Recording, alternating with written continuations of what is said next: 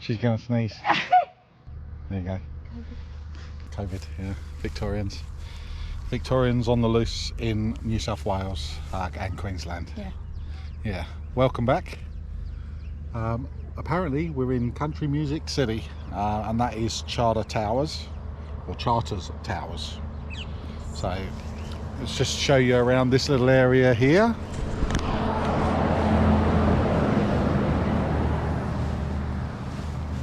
And then there's a cow that Tanya wanted to take a picture of.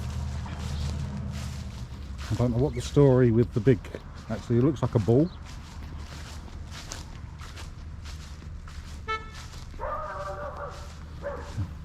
Drought Masters Stud Breeders Society. So there you go.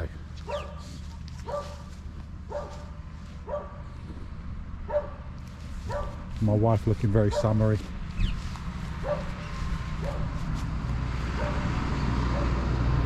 Anyway, catch you later. So currently we're doing an audio tour, which is done via a CD that we drive around the area following instructions on the CD. And our first stop is this one, which is a monument, which I'll just show you. It's a monument to show you the location of findings of gold by Jupiter Mossman, which is this road is Mossman Road, and that was in January 26th, 1872. So we've got pictures of the fellow himself.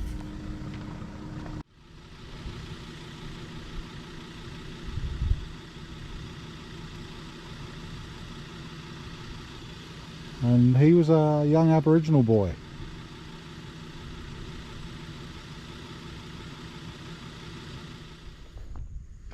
So these are the Second World War bunkers that we used to store ammunition during the Second World War. And they were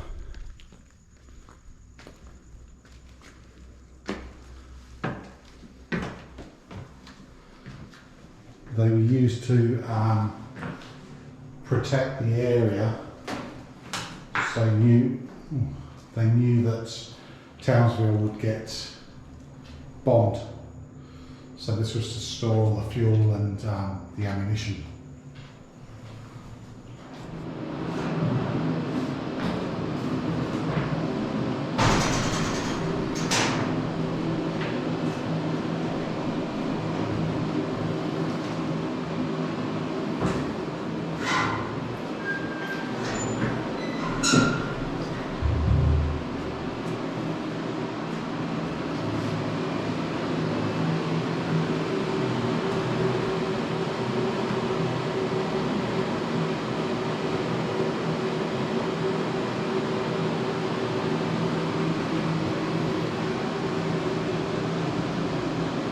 Time standing in the bomb bay.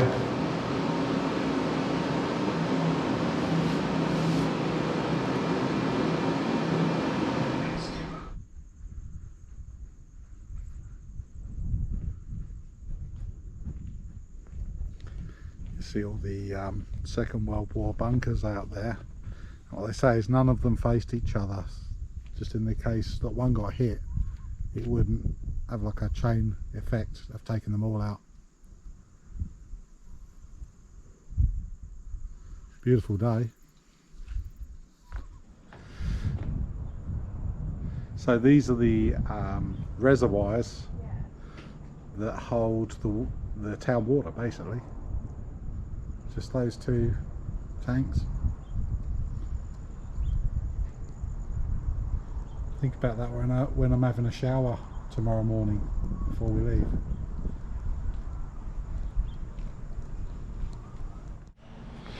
So of an evening you can come up here and you can watch a sunset, and they play a movie which tells you all about the history of the alluvial gold, and that's up on this big screen behind me.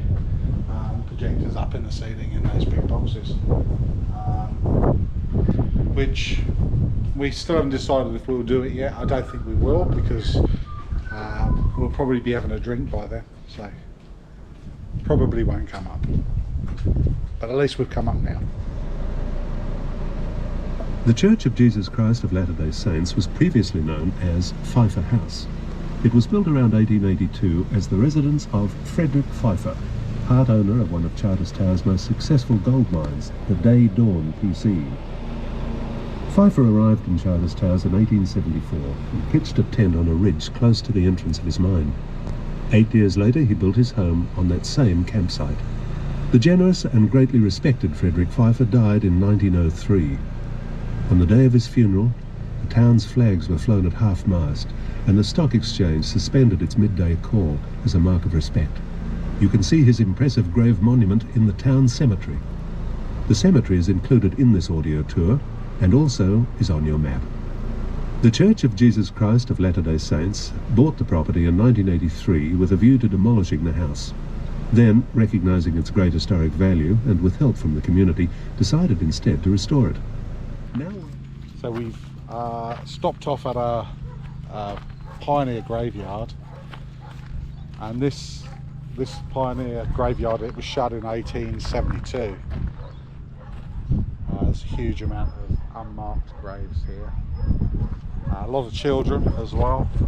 Mining areas were pretty dangerous for kids back then, and from what we've heard on the tour tape, the water viruses caused by dirty water were another big cause of death. The water came from local creeks, and when the weather was dry, there was no water. They had to buy from the locally owned private wells, and some people even drank from a well that was beneath this graveyard, so you can only imagine the contamination within that water. But yeah, you've got 3 graves here, 1 child's grave as well. There's a few that are marked. See some big gravestones here. They're the people that had the money. So very interesting to see the way people lived, and obviously how they died. Okay, got an interesting one here. The slab of concrete that I'm stood on was used during the Second World War by the American Air Force. And out there in the distance you can see a white board with a red dot on it. Well, this area was actually used to set up the guns on the fighter aircraft. So they would be, just move back so you can see this slab, they'd be put up on this slab here. There would be a big sling, steel sling put up behind us to support the back of the plane, which is a picture of it going on this sign over here. Obviously the fighters sat with a small tail wheel, so they sat nose up, which would be no good for sighting guns. So what they would do is they put a sling over it and pull the back up so that the plane was at its normal orientation. And then it was 275 meters across the creek to the target, and the guns could be accurately set up, so that obviously the guns were accurate when they were fighting. And then at the front here, just down here, there's a steel lift here. Hopefully you can see it down here. There's a steel lift here, and the idea of that was for the planes like the the P-51s, sorry no, the P-39s, the planes with tricycle undercarriages with the nose wheel. They drop the nose wheel in here, and then that could be adjusted so that the plane was sitting at the correct orientation to set up the guns on those as well. So yeah, very, very interesting.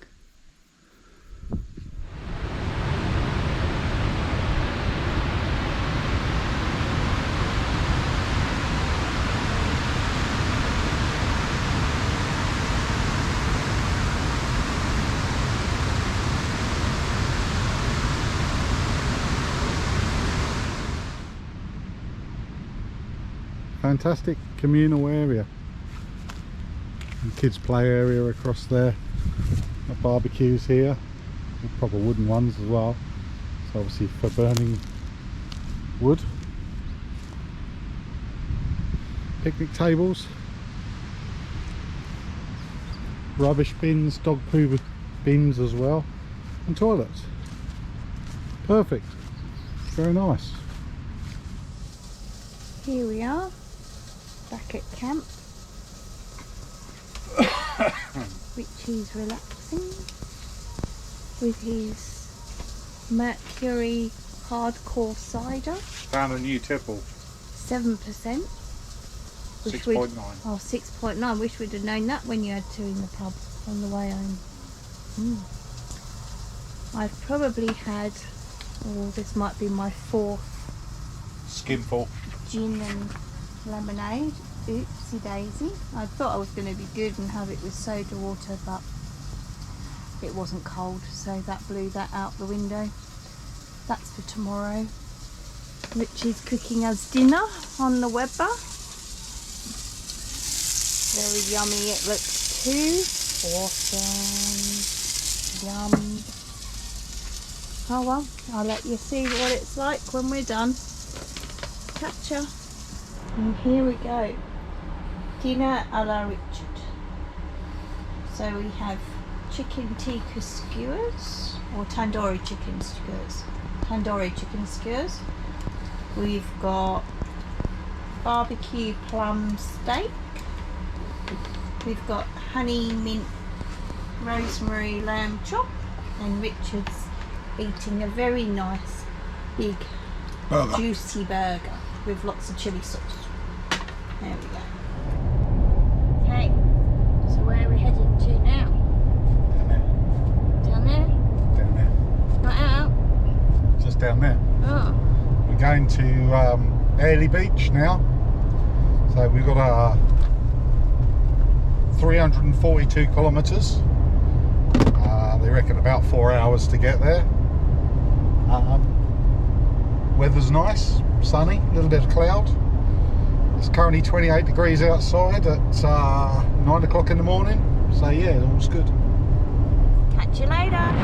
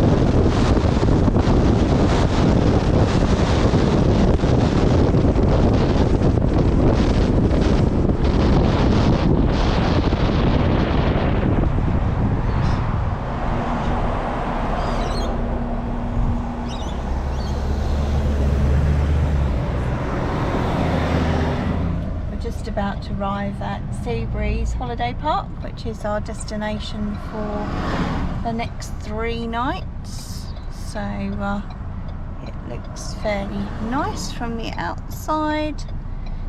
Yeah.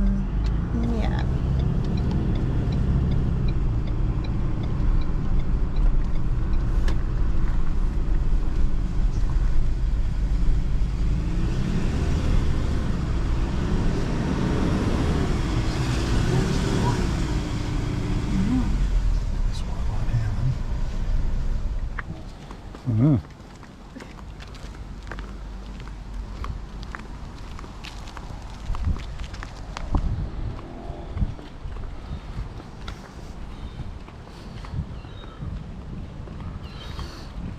Which side's that one? Big wheeler, isn't it? Yep. It's huge. A monster of a car to tow it too.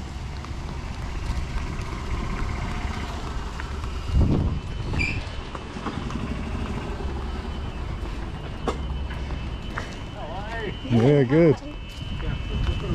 Yeah. Trying to find the beach. Come.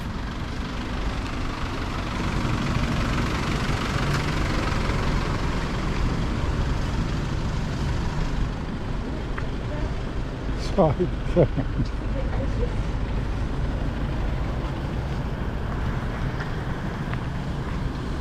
It's a Victorian guy. In here was from the bumper. Yeah. Oh, we've definitely arrived.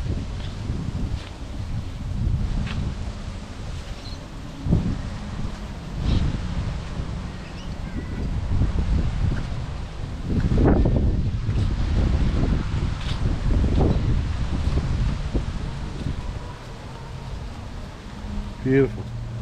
Scenery is lovely, the weather's great.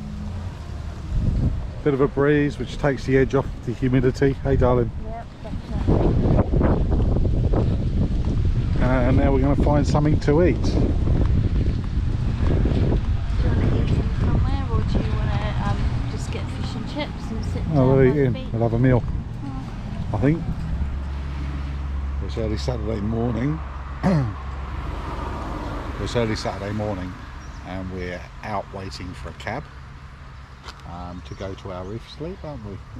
So yeah, looking forward to that one. So this is a night out on a barge over the Barrier Reef. We've rented one of the suites, so we get an underwater view, which we'll show you that once we get on it. Cheers, see you later.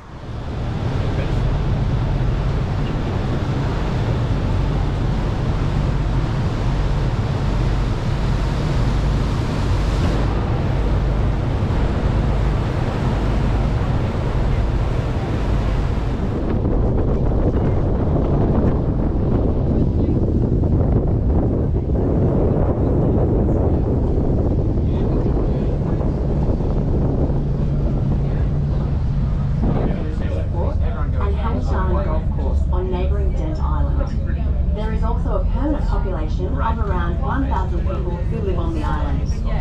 There are approximately 13 kilometres of paved roads, and guests have the option of getting around on the island in motorised golf buses which are available for hire.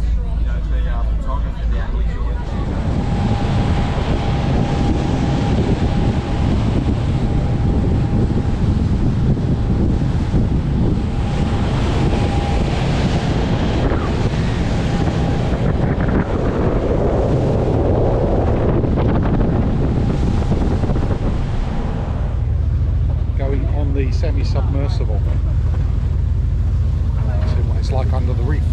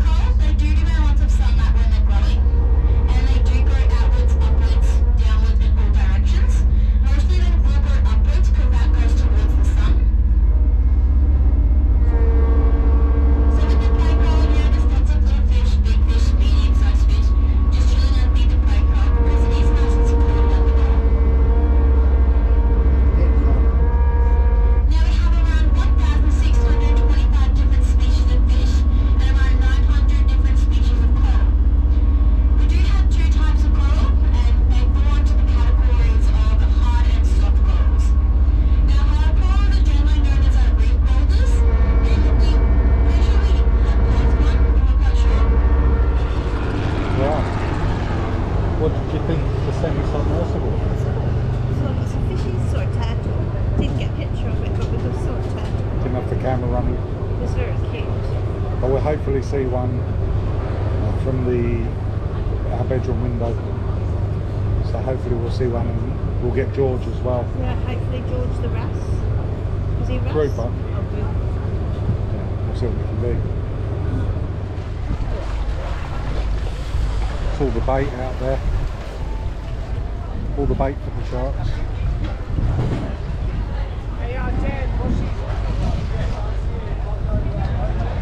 You've got to make sure the sharks around here get well fed.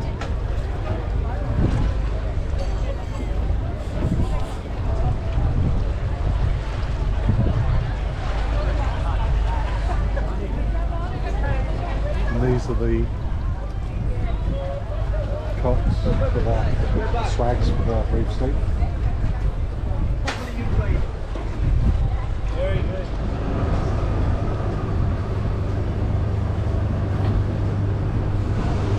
So these are the, I think they call them cots, the Reef Sleep. And there's, it looks like there's 10 of them, or 11, 12. Yeah, about 12 of them actually.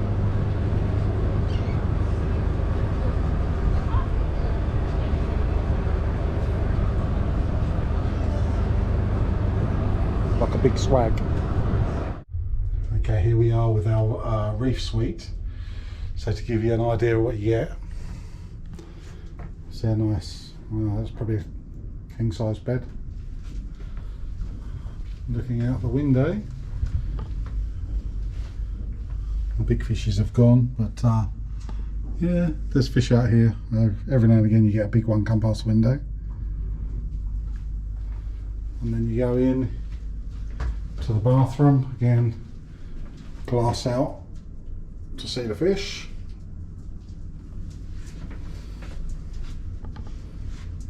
And the shower. Very nice. We have been advised the glass is two-way, so if you can see out, people swimming there can see in. Also the floor, there's glass panels in the floor. Wonderful.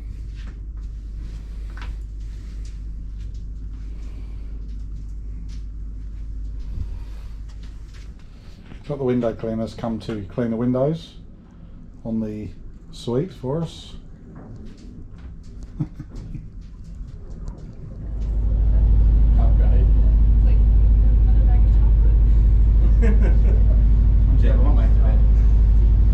Lumpy, there's about 3 there. Should have bought a fishing rod. His eyes are freaking.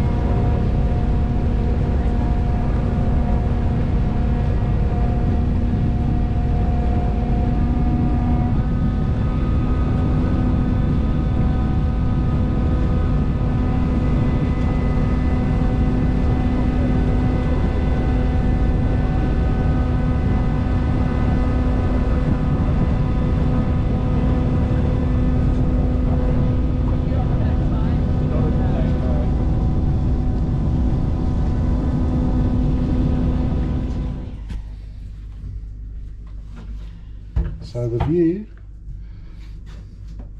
you just missed 2 huge GTs went through past the window. Oh, there's one. It's gone out of sight.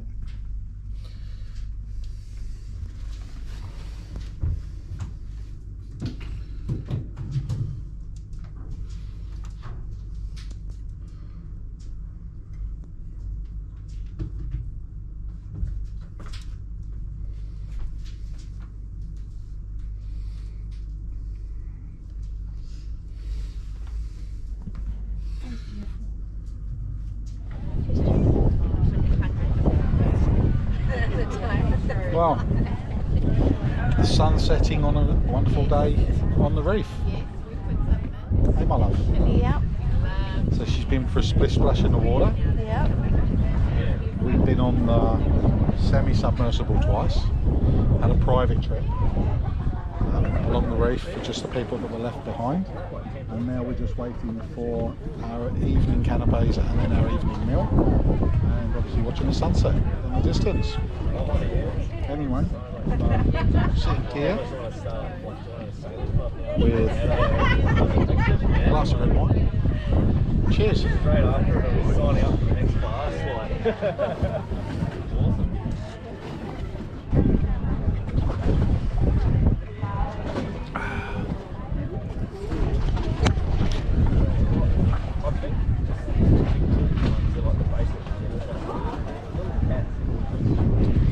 Sun is going down.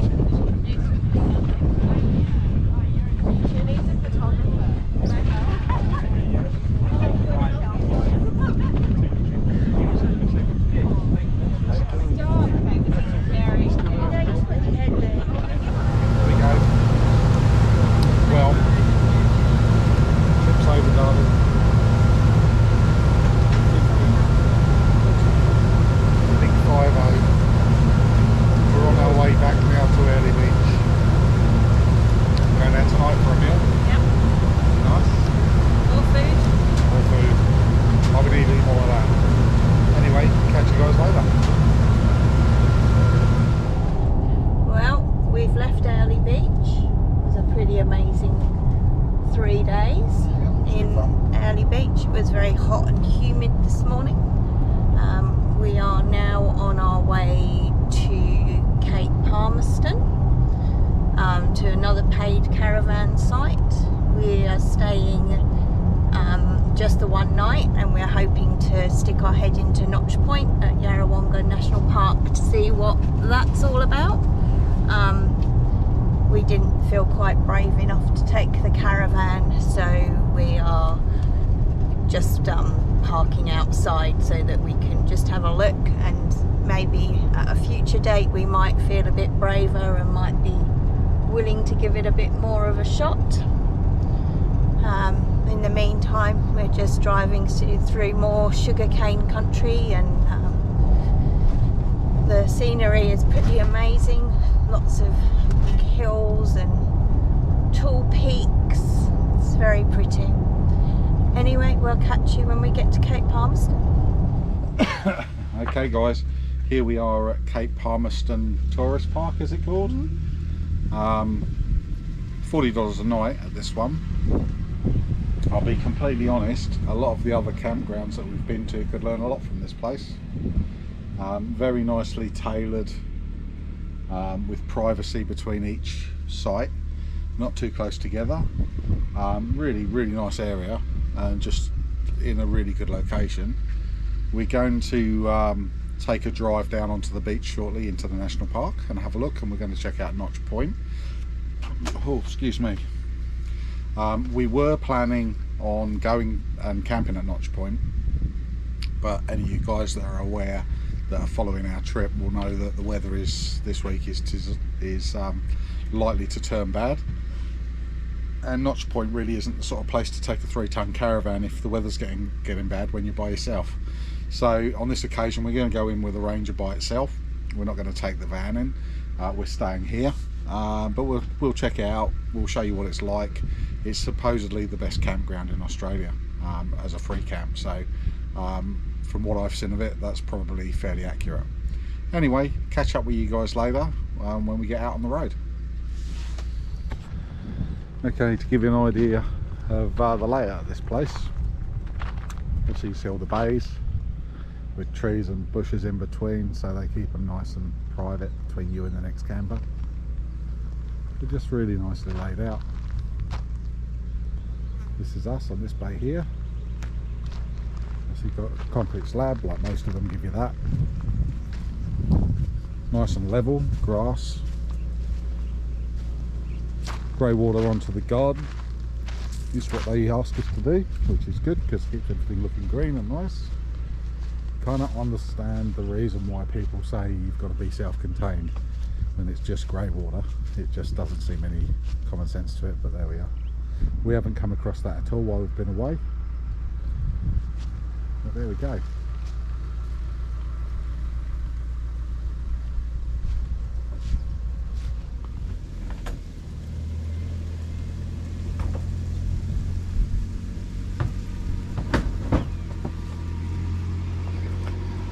So we're going down onto the beach, and because we're going down onto the sand, I've already checked out with the guy that runs the place how soft the beach is, and he reckons it's pretty good apparently, and he's saying 20 psi will get you just about anywhere.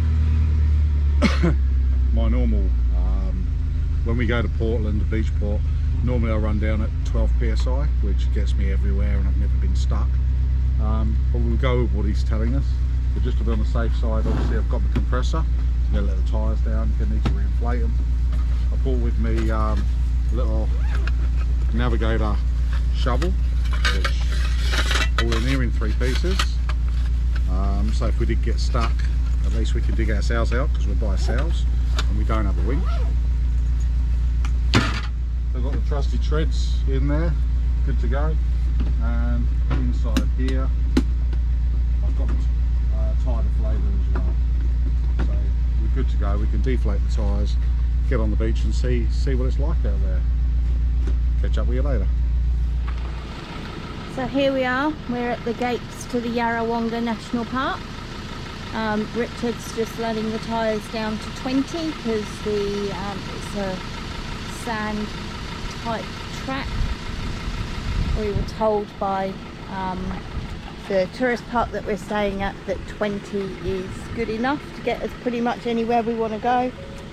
We've normally let them down to about 12 when we're going on to sand, but he seemed to think 20 was good enough.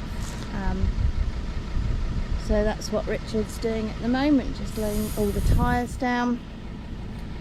It's quite pretty scenery. There's the reservoir over there, and we've just come through a prawn farm.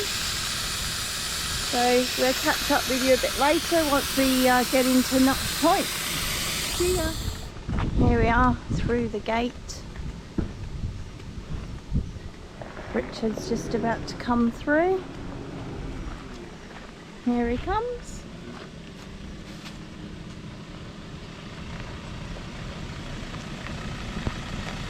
And like a good person, I'll close the gate.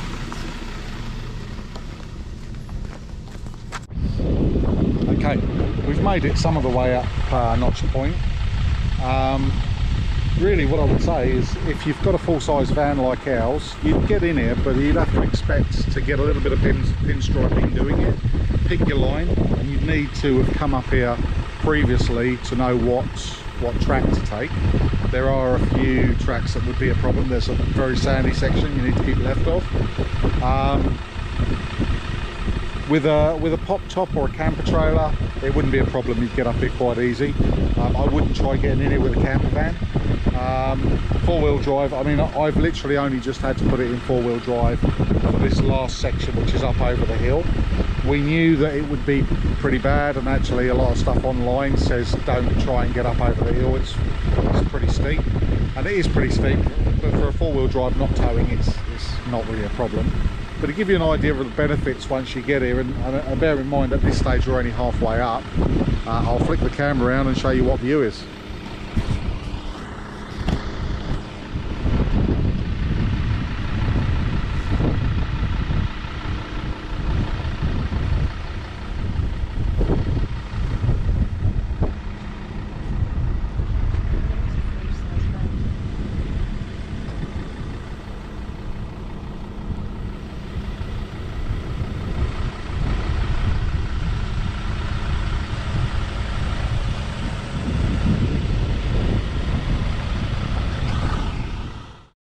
This is down at the main part of the campground.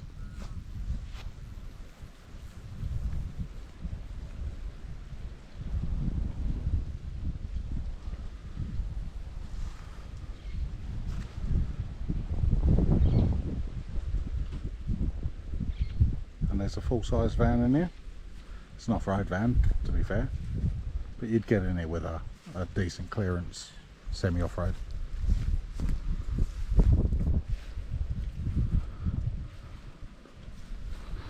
there are crocodiles in the area, so there's signs up saying obviously you don't want to swim out there.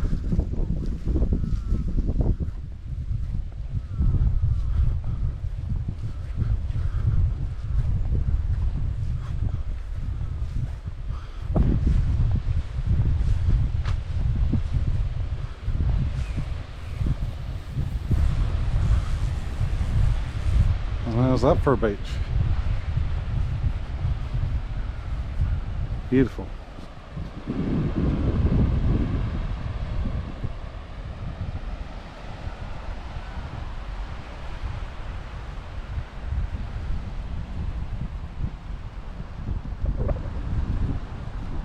So yep, agreed.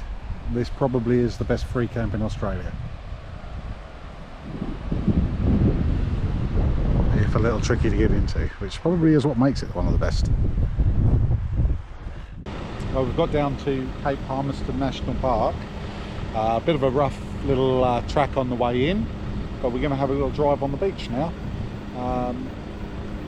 Beach looks really nice actually. I'll flick the camera around and let you have a look.